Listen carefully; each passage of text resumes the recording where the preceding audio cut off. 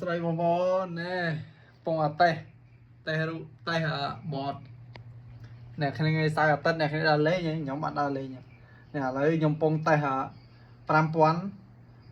5000សេនវាស្មើនឹង$50អញ្ចឹងអ្នកគ្នាដាក់ខ្ញុំឲ្យដាក់ពី50រៀលឡើងឥឡូវពងតេះណាណែពងដើរពួកដើរសាបដើរខ្ញុំពងតេះជាមួយខ្ញុំតេះបាន4-5ថ្ងៃសិនហើយខ្ញុំធ្វើមិនសារ៉េស៊ីធីងឲ្យត្រូវជាមួយនឹងទីផ្សារជាក់ស្ដែងហើយចំណិតថានៅពេលដែលចំណេញច្រើនគឺខ្ញុំនឹងបញ្ចេញទៅឲ្យអ្នកគ្នាដាក់ដែរពេលអ្នកគ្នាឥឡូវនៅក្នុងដំណាក់កាលតេស្តនៅឡើយចឹងខ្ញុំអត់ព្រោះគេ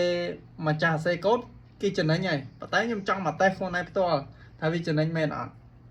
បាទឥឡូវកំពុងតែចំណេញណា5000ឥឡូវបាន220ហើយឥឡូវបាន220ហើយតែមកផ្លេតទេឥ